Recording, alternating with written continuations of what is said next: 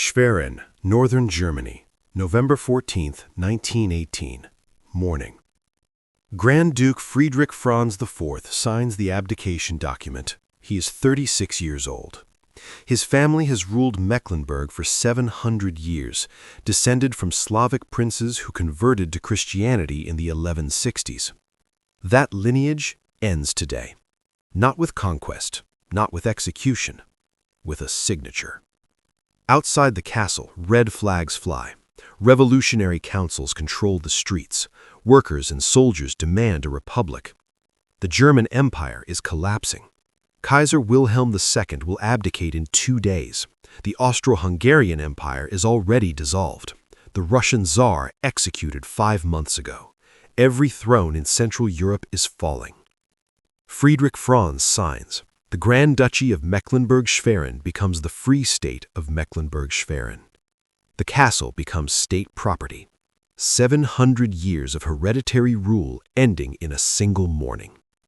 This is Schwerin Castle, built between 1845 and 1857. 953 rooms, positioned on an island in Lake Schwerin. Regarded as one of the most important works of Romantic historicism in Europe, nicknamed the Neuschwanstein of the North. In 2024, it was added to the UNESCO World Heritage list.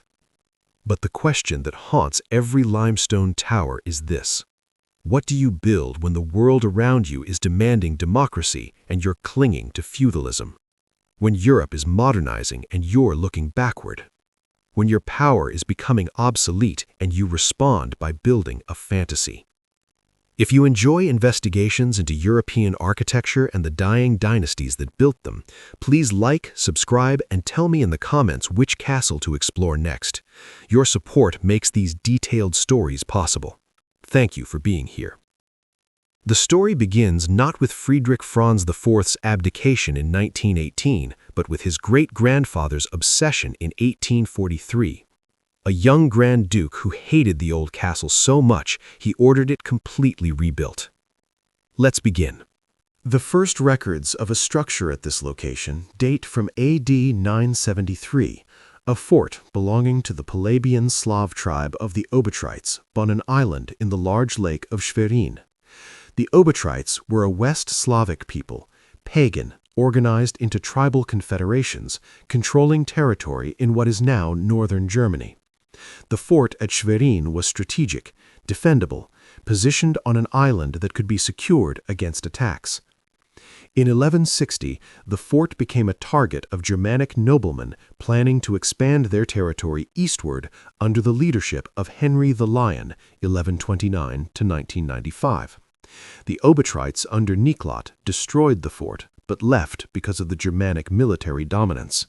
This was the Wendish Crusade, part of the larger German expansion eastward, displacing Slavic populations, Christianizing pagan territories, establishing German settlements and feudal control. Niklot, the Obotrite prince, destroyed his own fort rather than let it fall intact to Henry the Lion. He died in battle in 1160. But this came at a price. Mecklenburg was formally put under the feudal overlordship of the Duke of Saxony, then of the King of Denmark, until the 1920s, when they freed themselves of any vassalage except the emperor himself. Niklot's son, Pribislav, converted to Christianity, submitted as a vassal to Henry the Lion, and was restored as Prince of Mecklenburg. By this point, they were becoming Germanized. I would be curious to know exactly when these princes and their high nobility stopped speaking a Slavic language. The dynasty became German in language, Christian in religion, feudal in structure. But they retained their Slavic heritage in titles. Until 1918, the Grand Dukes styled themselves Prince of the Wends, acknowledging their Obotrite origins. A new fort was built on the island. It became the seat of a bishopric. The town of Schwerin grew around it. Over centuries, the fort evolved into a castle, expanded, rebuilt, modified. By the early 19th century, the castle was a jumble of architectural styles, medieval foundations, Renaissance wings, Baroque additions, functional but aesthetically inconsistent.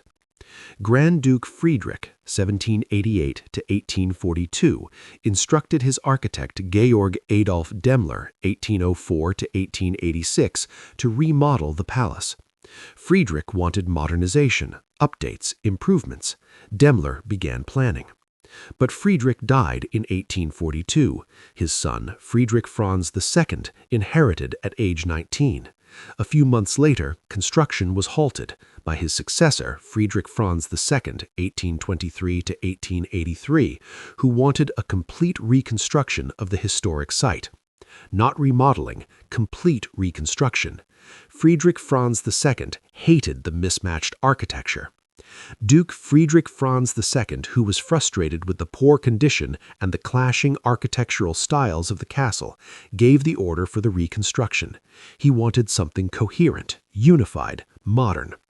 The young Grand Duke ordered the master builder Georg Adolf Demmler to plan a new castle for him that was modern but still reminded of the great heritage of the Grand Ducal family. This was 1843. Europe was unstable. The French Revolution's echoes still reverberated. Napoleon had redrawn the map of Europe. The Congress of Vienna in 1815 had attempted to restore the old order, elevating the Duke of Mecklenburg-Schwerin to Grand Duke, but the old order was crumbling. In most other countries of the German territory, the power of nobility and the old ruling houses declined in the middle of the 19th century. After the war against Napoleon, civil society started to fight for more rights and political power. Especially industry, trade, and finance were growing rapidly and soon threatened the old structure of society. Friedrich Franz II was 19 years old, newly inherited, watching the world change around him. His response was to build a castle that looked backward. In the 19th century, architecture was famous that recited styles of former times, like ancient Greek and Roman style, or medieval styles. This was called Historicism, and it seemed to try to evoke the good old times when noble life and society was still in order. Historicism, Neo-Renaissance, Romantic architecture. These styles dominated 19th century European building among the aristocracy and wealthy bourgeoisie. The French Revolution and Napoleon had shaken the foundations of the old order. Industrialization was creating new wealth, new classes, new power structures. The old nobility felt threatened. Architecture became a way to assert continuity, to claim that despite political upheaval and social change, the old families still mattered, still belonged, still embodied tradition and heritage. Demmler was more of a modern architect, with a preference for the elegance and simplicity of Prussian neoclassicism and of Tudor Gothic. He had real trouble to find a design that pleased the Grand Duke. Friedrich Franz II didn't want modern. He wanted a statement. He wanted a castle that looked like it belonged in the Renaissance, that evoked the great chateau of France, that proclaimed dynastic legitimacy. He was sent on a trip through Europe to find inspiration in other European castles. Demmler finally found a good example at the River Loire. Castle Chambord became a model for the Castle of Schwerin. Château de Chambord, built by King François I of France in the early 1500s. A massive Renaissance palace, hundreds of rooms, elaborate towers, a double helix staircase supposedly designed by Leonardo da Vinci. Chambord was a symbol of royal power, of French cultural dominance, of the Renaissance at its peak. Demmler brought sketches back to Schwerin. Friedrich Franz II approved. Construction began in earnest in 1847. Significant parts of the current palace were built between 1845 and 1857 as a collaboration between the eminent historicist architects Gottfried Semper, Friedrich August Stüler, Georg Adolf Demmler, and Ernst Friedrich Zwerner. Gottfried Semper, who would design the Semper Opera House in Dresden, one of the most famous opera houses in Europe. Semper, who built the world-famous Semper Opera in Dresden, in fact planned the big tower of Schwerin Castle. Friedrich August Stüler, a Prussian architect, student of Carl Friedrich Schinkel, who designed churches, palaces, museums across Germany, while Stüler is in many parts the architect of the facade that the castle of Schwerin shows towards the city. These were the finest architects in Germany. Friedrich Franz II spared no expense. Only some parts of the building dating from the 16th and 17th centuries were retained. Most of the old castle was demolished. The new structure rose in its place, heavily influenced by what he had seen in France. He had also incorporated many Renaissance-style features in the castle. This modern take on the late medieval past is popularly known as Neo-Renaissance architecture, and Schwerin Castle is one of its finest examples. The castle rose on the island, towers, domes, turrets, elaborate facades. The magnificent building has no fewer than 953 rooms, which are decadently filled with marquetry flooring, intricate carvings, gilding, and stucco ceilings. 953 rooms. Highlights include the throne room with columns made from Carrara marble and gilded cast-iron doors, the ancestral portrait gallery, the dining room, and the round tower room, which is designed as a garden room. Stüler added sculptural details and a monumental dome topped with a gilded statue of the Archangel Michael in 1857. The gilded Archangel Michael crowned the highest dome, visible from across the lake, catching sunlight, proclaiming divine sanction for the dynasty. The landscaping was equally elaborate. Peter Joseph Lenny designed the picturesque gardens in the 1840s, which has a 19th-century mixed-style assembly of features that includes a grotto, arcades, terraces, and flights of steps. The court of the Grand Duchy of Mecklenburg-Schwerin moved into the castle in May 1857. 10 years of construction, a fairy tale palace on an island, 953 rooms filled with marble, gilding, carvings, tapestries, a statement of permanence, tradition, and dynasty. Built during an era when dynasties were collapsing across Europe. While Schwerin Castle was being built, Europe was convulsing.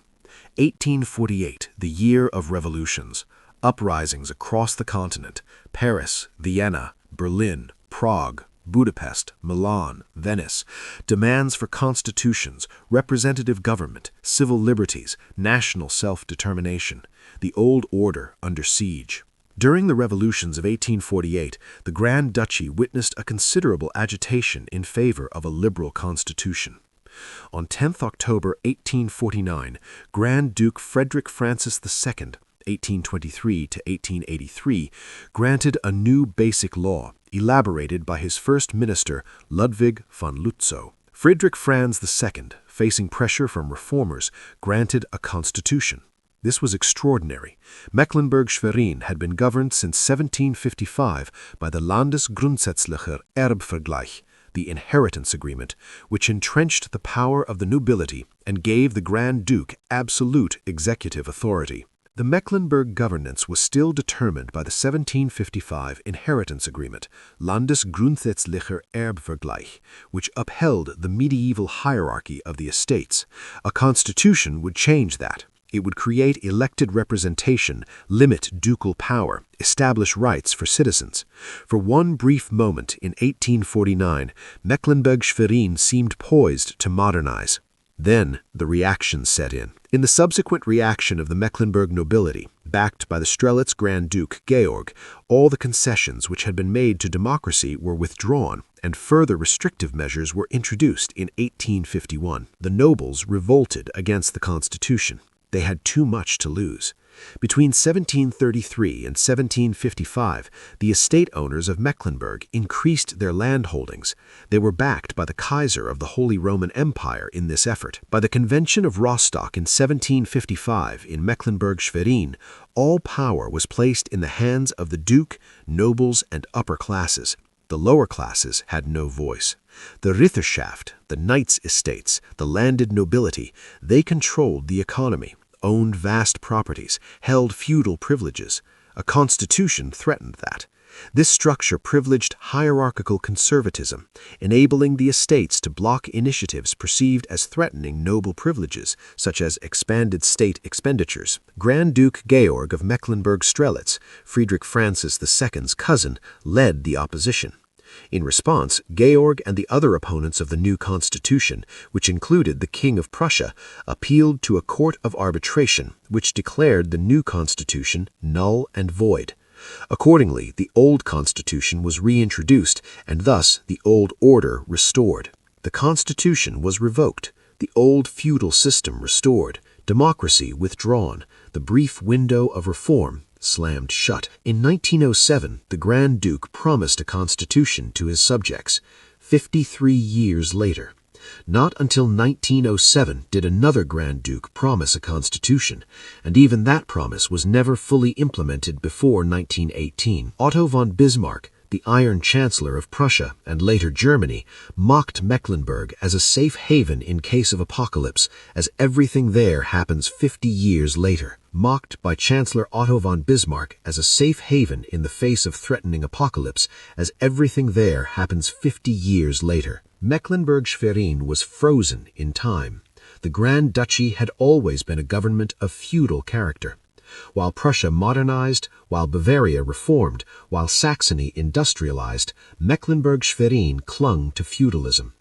By the late 19th century, the Landtag's restrictive role underscored Mecklenburg-Schwerin's resistance to modern parliamentary norms, with the Grand Duke retaining executive primacy through a privy council of appointees. And during this era of reaction, during the years when democracy was being rolled back, Friedrich Franz II was building Schwerin Castle, a backward-looking palace in a backward-looking state. The feudalism that governed Mecklenburg was not theoretical. It was lived daily by thousands of people. In 1819, serfdom was finally abolished in his dominions. Serfdom, the system where peasants were bound to the land, unable to leave without permission, subject to the authority of landowners, was legally ended in Mecklenburg-Schwerin in 1819. But abolition didn't mean freedom. Legally, serfdom was abolished in Mecklenburg in 1820. And the peasants were freed from their obligations to landowners. But this worsened the conditions for most peasants, because the landowners were freed at the same time of any obligations under feudal law to provide their tenants with any means of supporting themselves, thus leaving the peasants in even greater poverty. The nobles no longer had feudal obligations to house, feed, or protect the peasants. The peasants no longer had guaranteed access to land. Freed from serfdom meant freed to starve if they couldn't find work or rent land on unfavorable terms.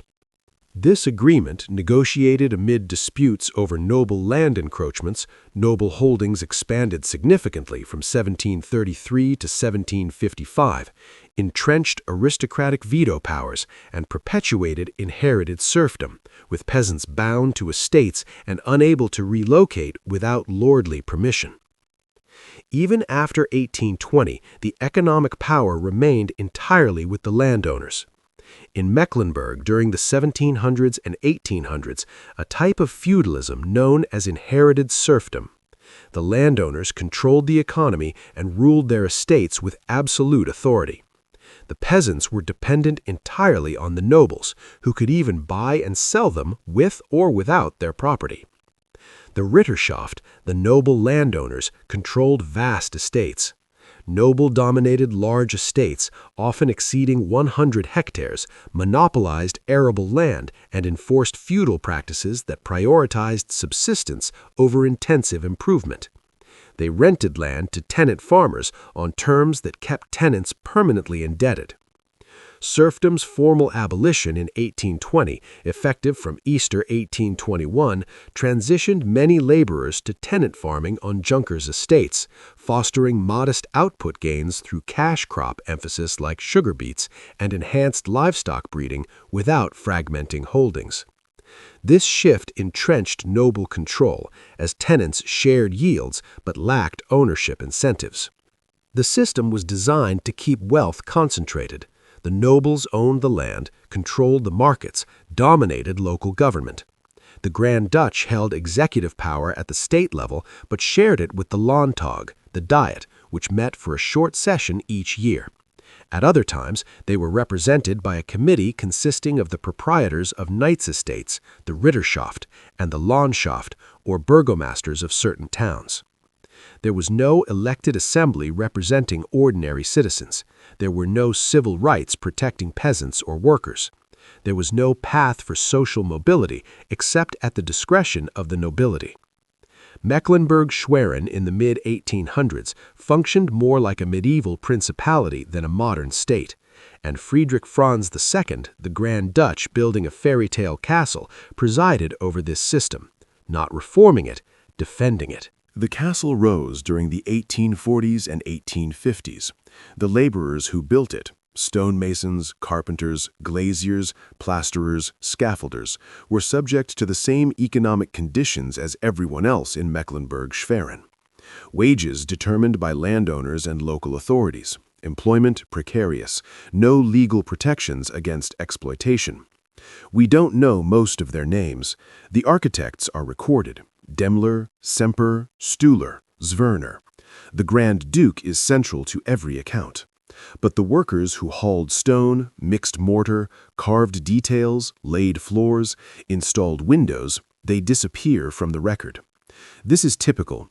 Great buildings are credited to patrons and architects. The labor that makes them possible is taken for granted. The castle required skilled craftsmen, Carrara marble for the throne room. Highlights include the throne room with columns made from Carrara marble and gilded cast iron doors. Gilded cast iron required metalworkers, gilders, specialists. The magnificent building has no fewer than 953 rooms, which are decadently filled with marquetry flooring, intricate wood inlays, required master craftsmen with years of training. Stucco ceilings required plasterers skilled in molding and finishing. These were not unskilled laborers. These were artisans, and they were paid, housed, fed during construction. But the economic structure ensured their work benefited the Grand Duke far more than it benefited them. Once the castle was completed, it required constant maintenance. 953 rooms, fires to light, rooms to clean, meals to prepare, laundry to wash, gardens to tend. A household staff of probably 100 or more at peak operation: stewards, butlers, footmen, ladies' maids, housemaids, cooks, kitchen staff, stable hands, groundskeepers. The Grand Ducal Court moved in May 15, 1957. The castle became the center of government and aristocratic society. Visitors came from across Europe: balls, dinners, receptions. The performance of dynastic legitimacy, enacted in marble halls and gilded rooms. And underneath that performance, invisible labor, hierarchical control, a feudal system maintained by force of tradition and legal structure. Friedrich Franz II ruled from 1842 to 1883, 41 years. He presided over Mecklenburg-Schwerin during a period of enormous change across Europe: the 1848 revolutions, the unification of Italy, the rise of Prussia, the unification of Germany. In the dispute over neighboring Duchy of Holstein, which culminated in the 1866 Austro-Prussian War, Friedrich Franz II supported the Kingdom of Prussia, whom he aided with Mecklenburg-Schwerin soldiers. Mecklenburg-Schwerin allied with Prussia in the wars that led to German unification. In 1867, he joined the North German Confederation and the Zollverein. The North German Confederation, dominated by Prussia, was the precursor to the German Empire. In the Franco-Prussian War, 1870 to 1871, Prussia again received valuable assistance from Friedrich Franz II, who was an ardent advocate of German unity and held a high command in her armies. Friedrich Franz II was rewarded for his loyalty. In the course of the German unification in 1871, Mecklenburg-Schwerin and Mecklenburg-Strelitz became states of the German Empire.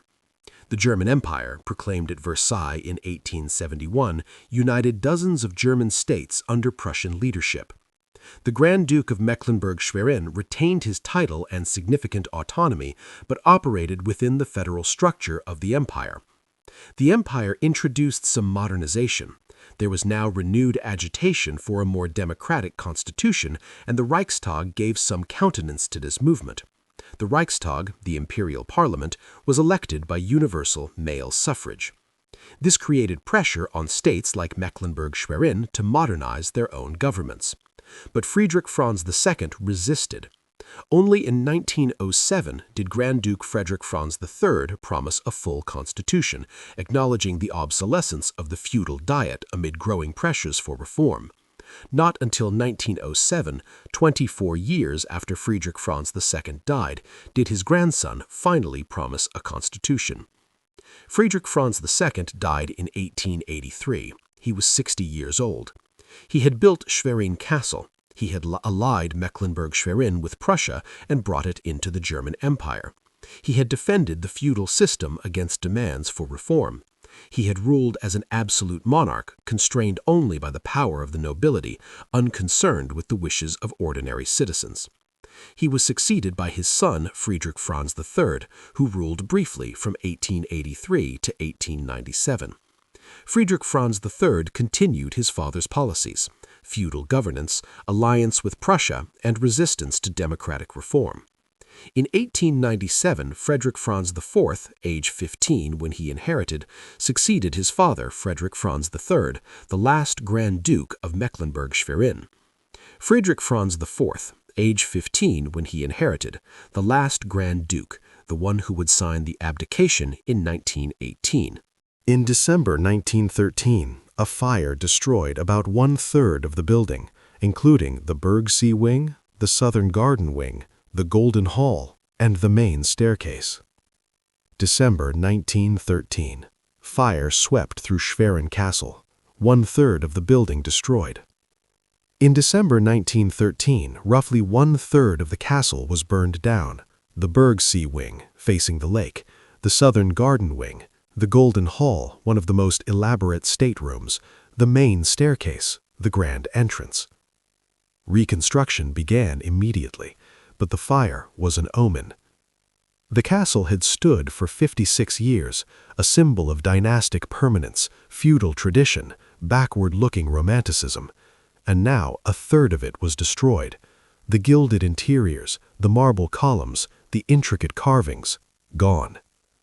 The reconstruction was still in process when the Revolution of 1918 resulted in the Grand Duke being abdicated. The reconstruction was never completed under the Grand Duke because in 1914, less than a year after the fire, World War I began. August 1914. The German Empire declared war on Russia and France. The United Kingdom entered on the side of France. What was expected to be a short war became a 4-year catastrophe. Millions dead, empires collapsing, revolutions spreading. Mecklenburg-Schwerin contributed soldiers to the German army. Cavalry detachments were often recruited from noble estates, leveraging the aristocracy's traditional role in mounted service to ensure rapid mobilization. The officer corps was exclusively drawn from the Mecklenburg nobility, prioritizing familial loyalty and social standing over professional merit.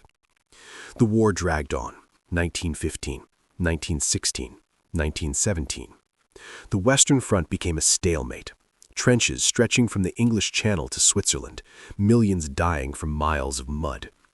The Eastern Front saw massive battles, territorial gains and losses, but no decisive victory. By 1917, the Russian Empire collapsed. The Tsar abdicated in March. The Bolsheviks seized power in November. Russia withdrew from the war. This briefly gave Germany hope for victory on the Western Front. But the United States entered the war in April 1917. Fresh troops, vast resources, industrial capacity. By 1918, Germany was exhausted. Food shortages, war weariness, mutinies in the Navy, strikes in factories. In November 1918, revolution broke out across Germany. Sailors in Kiel mutinied on November 3rd. Workers' and soldiers' councils formed in cities across Germany. The revolution spread rapidly. Hamburg, Bremen, Munich, Berlin. Monarchs abdicated. Bavaria declared itself a republic. The King of Württemberg abdicated. The Grand Duke of Baden abdicated. Upon the suicide of his cousin Grand Duke Adolphus Friedrich VI on 23 February 1918, Friedrich Franz IV served as regent of Mecklenburg-Strelitz. Friedrich Franz IV, cousin in Mecklenburg-Strelitz, committed suicide in February 1918. Friedrich Franz served as regent, but he couldn't hold either duchy. Shortly afterwards, on 14 November, he was forced to renounce the Mecklenburg throne in the course of the German Revolution. November 14, 1918, Friedrich Franz IV abdicated. The Grand Duchy turned into the Free State of Mecklenburg-Schwerin, a federated state of the Weimar Republic. 700 years of rule. Thereby ended nearly 8 centuries of continuous rule, only interrupted by Albrecht von Wallenstein from 1628 to 1630, by the originally Obotrite, West Slavic, Mecklenburg dynasty, beginning with their progenitor Prince Niklot, died in 1160. The dynasty that began with Niklot in the 1160s, that survived Germanic conquest by converting to Christianity, that became German in language and culture while retaining the title Prince of the Wends, that ruled through medieval chaos and Napoleonic wars, ended with a signature. Not with violence, not with execution like the Russian Tsar, just abdication. The old order no longer viable, the feudal system no longer sustainable, the castle on the island no longer a symbol of permanence, but a relic. After the last Grand Duke abdicated in 1918, the castle became state property. The castle didn't burn. It wasn't destroyed. It was repurposed. With the abdication of the Grand Duke in 1918, the castle was taken over by the state and was used for many purposes, i.e., served as a nursery, museum, and a hospital. A nursery, a museum, a hospital. The palace built to proclaim dynastic legitimacy, the 953-room monument to feudalism became a public building serving practical functions. After being a museum for a brief period, it became the seat of the state parliament in 1948. In 1948, after World War II, the castle became the seat of the state parliament. The Landtag of Mecklenburg-Vorpommern, the elected legislature, met in the rooms where Grand Dukes had once held absolute power. The throne room with Carrara marble columns became a legislative chamber. The Golden Hall, rebuilt after the 1913 fire, hosted government functions. The ancestral portrait gallery displayed paintings of rulers whose power had evaporated. It also served as a college for kindergarten teachers between 1952 and 1981. Part of the castle was used to train kindergarten teachers. The palace built for aristocrats, housing classrooms for working-class women training to educate children. The irony was complete. Some castle rooms were used as an art museum from around 1974. Other sections became a museum displaying art and historical artifacts, open to the public for ticket fees. The castle survived because it was repurposed. If it had remained a private ducal residence, it would have been unsustainable. 953 rooms required enormous maintenance costs, heating, repairs, staff. No private family could afford it after 1918. But as state property, funded by public budgets and tourism revenue, the castle could be preserved. The architecture was recognized as historically significant, one of the finest examples of 19th-century Romantic historicism in Europe. In 2024, Schwerin Castle was added to the UNESCO World Heritage list. International recognition, protected for future generations.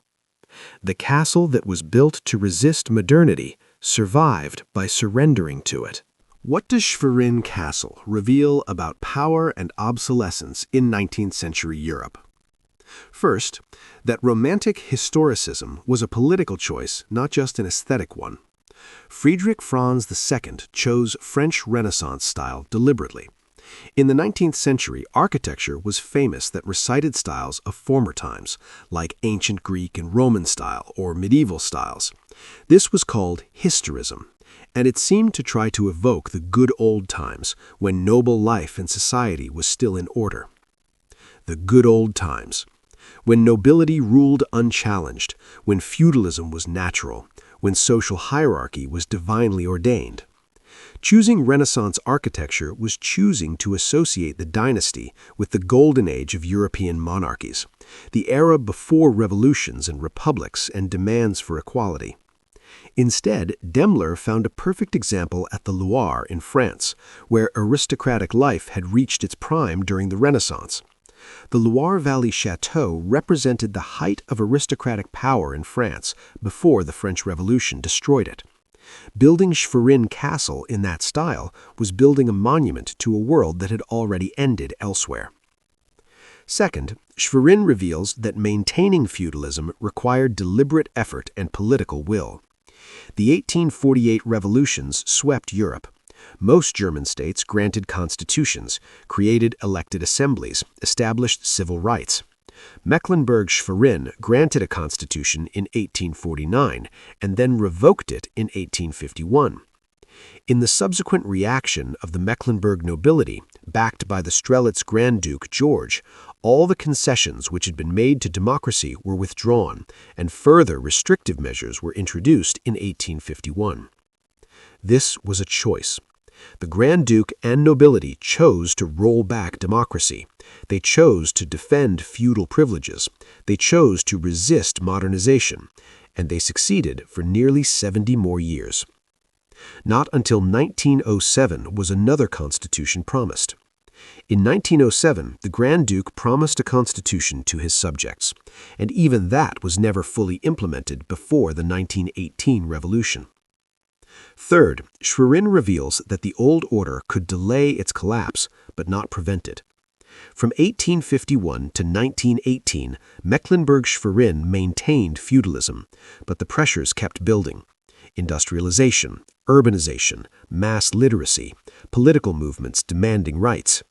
The German Empire created the Reichstag elected by universal male suffrage, exposing the absurdity of Mecklenburg's unelected Diet. Mocked by Chancellor Otto von Bismarck as a safe haven in the face of threatening apocalypse, as everything there happens 50 years later. Bismarck's mockery captured the reality. Mecklenburg was out of step, anachronistic, clinging to a system the rest of Europe was leaving behind. And when World War I ended, when Germany collapsed, when revolutions swept the continent, Mecklenburg's feudalism collapsed with it. Not because of local revolution, though workers' and soldiers' councils did form, but because the empire that had protected the Grand Duke's autonomy no longer existed. Friedrich Franz IV abdicated because there was nothing left to abdicate from. The German Empire was gone. The old order was dead. The castle on the island could be a museum or a parliament building, but it could no longer be the seat of absolute power. The servants and workers who maintained Schwerin Castle during its decades as a ducal residence are mostly forgotten. We know the household was large, 953 rooms, elaborate state functions, a Grand Duke, his family, visitors, courtiers, government officials. This required cooks, kitchen staff, housemaids, footmen, butlers, ladies' maids, stable hands, groundskeepers, maintenance workers. Probably over 100 people at peak operation, maybe more during major events. Their wages, working conditions, and treatment varied, but were structured by the same feudal system that governed the rest of Mecklenburg-Schwerin. Serfdom's formal abolition in 1820, effective from Easter 1821, transitioned many laborers to tenant farming on Junkers' estates, fostering modest output gains through cash crop emphasis, like sugar beets, and enhanced livestock breeding without fragmenting holdings. Former serfs became tenant farmers or wage laborers. Some found work in cities or on estates. Some worked in the Grand Ducal household. Employment at the castle was probably considered desirable: steady wages, housing, food, proximity to power. But it was still employment within a feudal structure. The Grand Duke could dismiss servants at will. Wages were determined by the household steward, not negotiated collectively. Workers had no legal rights protecting them from exploitation, no unions, no recourse if mistreated. The hierarchy below stairs would have been rigid, steward and housekeeper at the top, managing other servants, personal servants to the Grand Duke and family members, valets, ladies' maids, higher status. Footmen, housemaids, kitchen staff occupied middle tiers, scullery maids, stable hands, cleaning staff at the bottom. This was typical of all great houses across Europe. The difference in Mecklenburg was the broader context. The entire society was feudal. Servants at Schwerin Castle worked within a system where the rest of the population also lacked democratic rights, where the nobility controlled land and wealth, where ordinary people had no political voice. When the Grand Duke abdicated in 1918, the servants were freed from employment but also lost their positions. The castle became state property. Some staff may have been retained to maintain the building as it transitioned to museum and government use. Others had to find new work in a country collapsing into economic crisis and political chaos. Their names, with rare exceptions, are lost. The 1913 fire was a turning point, though no one recognized it at the time.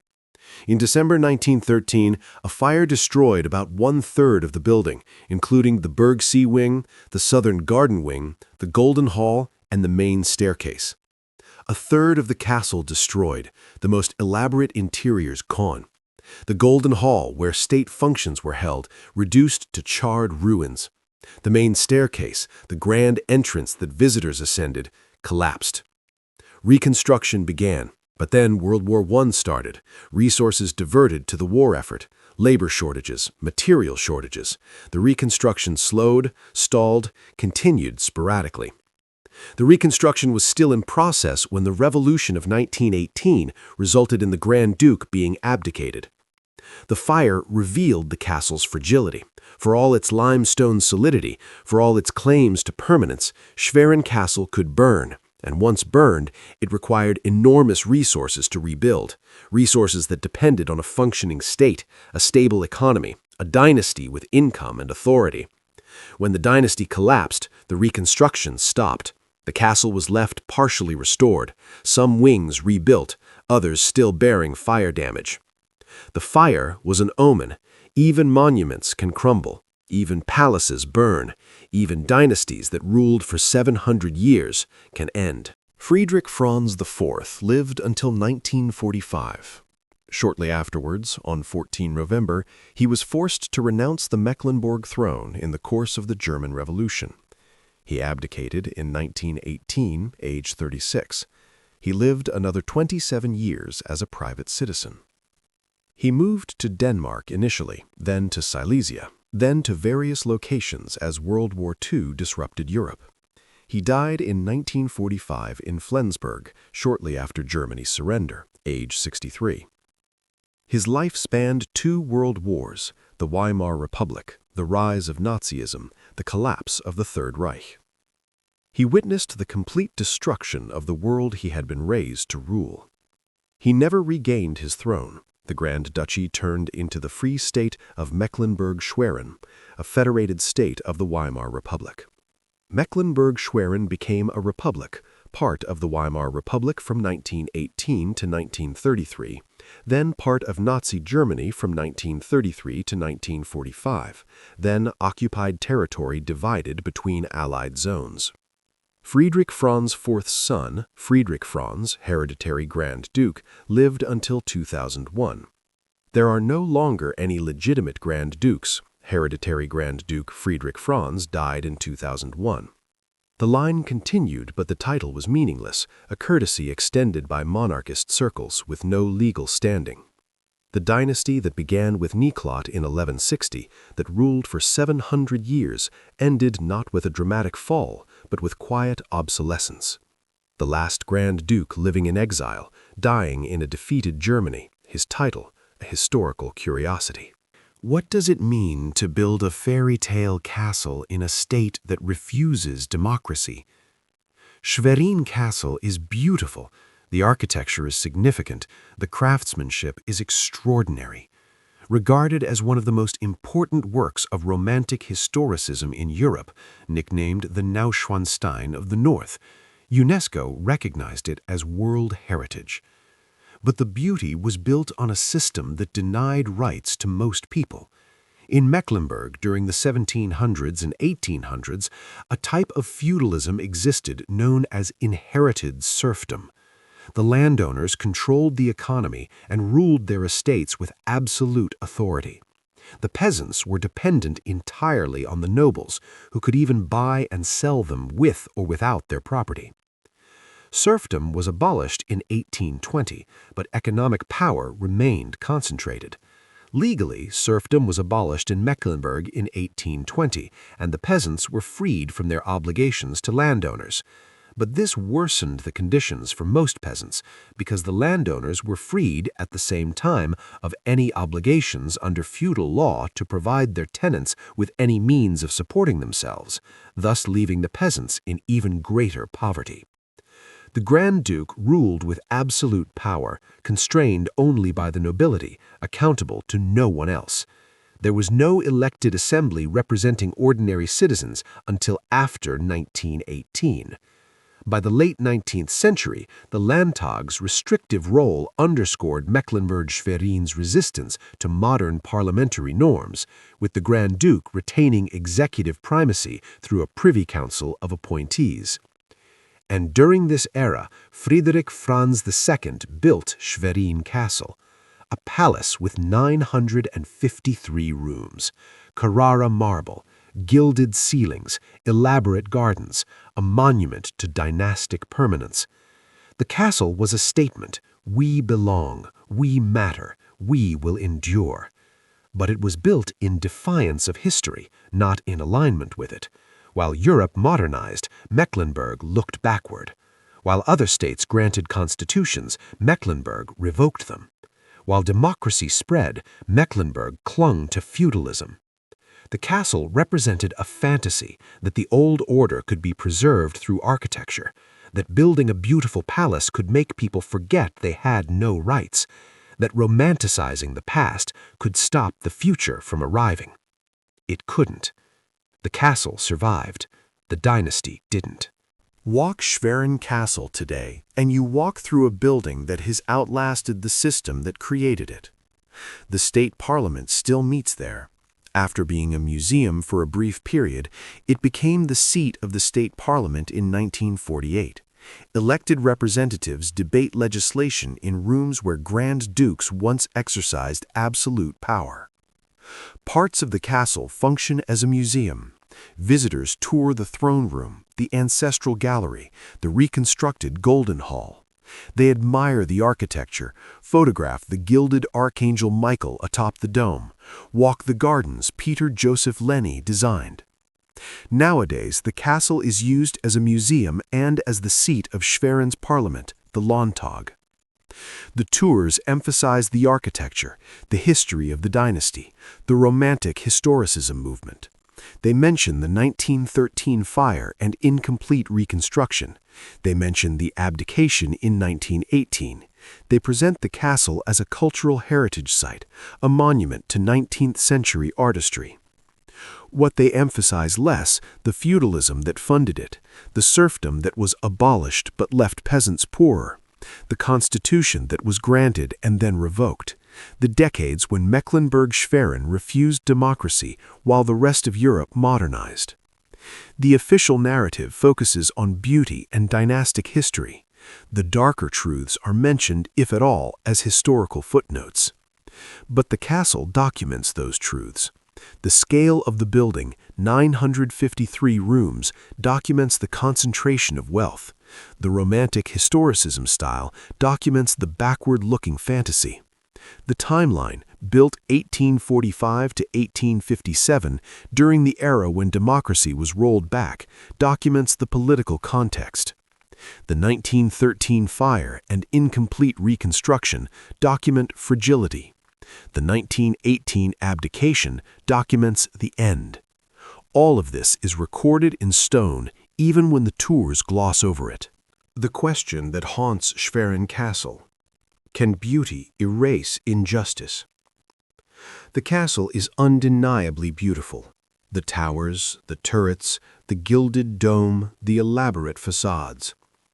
The interior craftsmanship, marble columns, marquetry floors, carved wood, stucco ceilings. The gardens, terraces, grottos, arcades. Thousands of visitors each year admire this beauty. UNESCO added it to the World Heritage List, recognizing its significance. But the castle was built by a dynasty that refused to grant its people rights. In the subsequent reaction of the Mecklenburg nobility, backed by the Strelitz Grand Duke George, all the concessions which had been made to democracy were withdrawn, and further restrictive measures were introduced in 1851. The money that paid for the castle came from rents extracted from tenant farmers, from feudal privileges, from a system designed to keep wealth concentrated at the top. Noble-dominated large estates, often exceeding 100 hectares, monopolized arable land and enforced feudal practices that prioritized subsistence over intensive improvement. The laborers who built the castle worked in a society where they had no political voice, no labor protections, no path to change their conditions except through the uncertain goodwill of their employers. The servants who maintained the castle operated within a rigid hierarchy, their lives controlled by the grand ducal household, their work taken for granted, their names forgotten. Does the beauty of the architecture compensate for this? Does the significance of the design justify the system that built it? These are not questions with simple answers. The castle is both achievement and evidence. Achievement in architecture, design, craftsmanship, evidence of feudalism, inequality, concentrated power. Recognizing the beauty doesn't require ignoring the injustice. Acknowledging the injustice doesn't require denying the beauty. Both are true, both matter. The Romantic Historicism movement that Schwerin Castle exemplifies was fundamentally reactionary. In the 19th century, architecture was famous that recited styles of former times, like ancient Greek and Roman style or medieval styles. This was called Historicism, and it seemed to try to evoke the good old days when noble life and society was still in order. When noble life and society was still in order. This phrase reveals the ideology, the assumption that society was better when nobility ruled unchecked, when hierarchy was rigid, when ordinary people accepted their subordinate positions. Romantic historicism was nostalgia weaponized. It used architecture to argue for the legitimacy of the old order, to suggest that modernity was decline rather than progress, to romanticize eras when power was concentrated and rights were non-existent.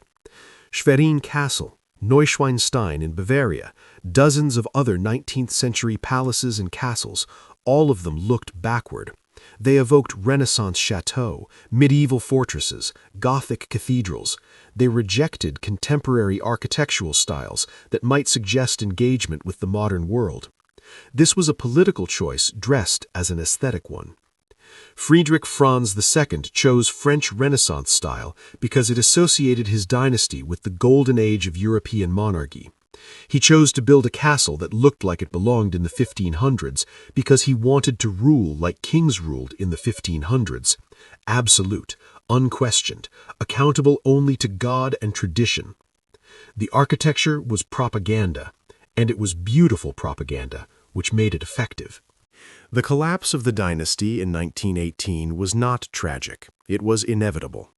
Friedrich Franz IV was not a villain. By most accounts, he was a decent man, personally kind, fulfilling his ceremonial duties. In 1897, Friedrich Franz IV, born 1882, succeeded his father, Friedrich Franz III, 1851 to 1897, as the last Grand Duke of Mecklenburg-Schwerin. He inherited at age 15. He did not create the feudal system, he inherited it. But he also did not reform it. In 1907, the Grand Duke promised a constitution to his subjects. In 1907, Friedrich Franz IV promised a constitution, but it was never fully implemented. The feudal structures remained. And when World War I ended, when Germany collapsed, when revolutions swept Europe, the dynasty could not survive. Not because Friedrich Franz IV was particularly bad, but because the system was obsolete. Shortly afterwards, on 14 November, he was forced to renounce the Mecklenburg throne in the course of the German Revolution. He was forced, but there was no real resistance. The old order was dead.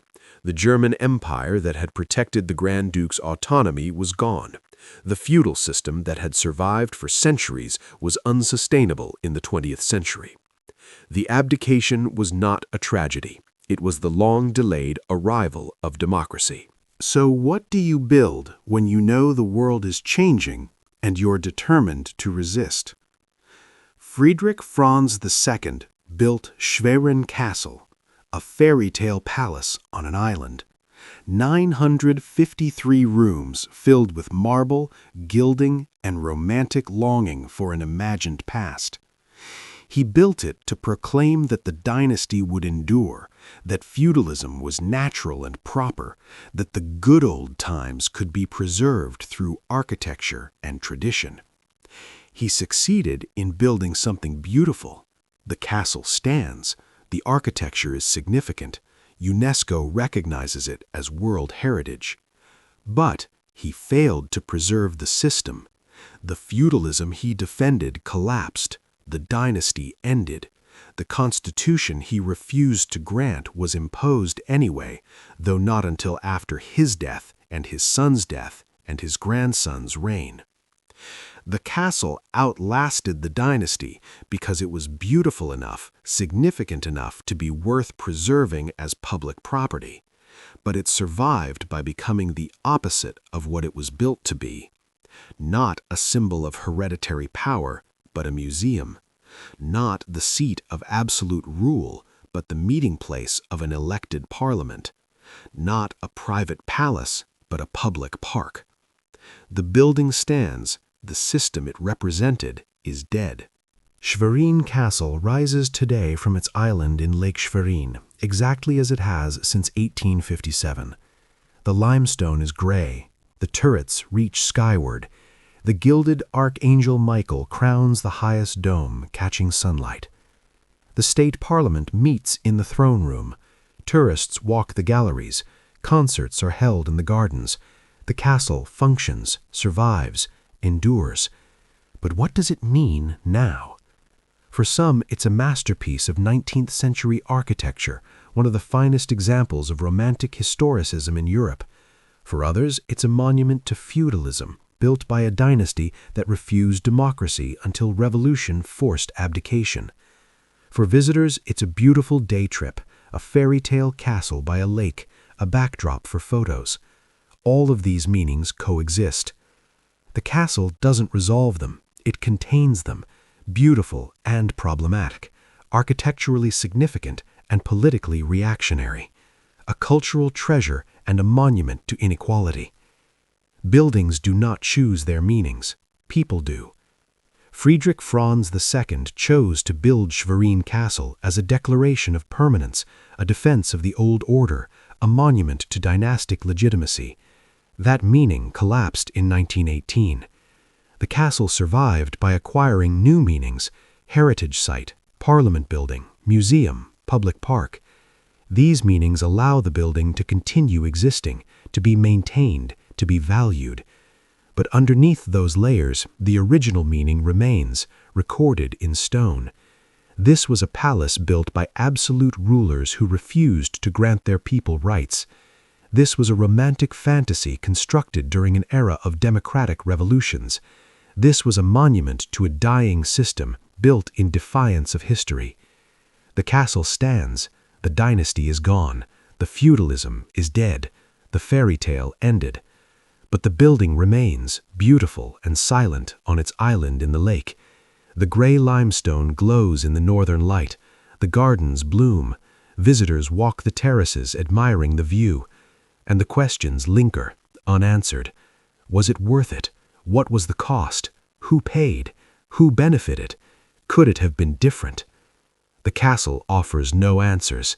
It just stands there, waiting, containing centuries of history and contradiction, a monument to beauty and injustice, a masterpiece built on feudalism, a fairy tale that ended in abdication.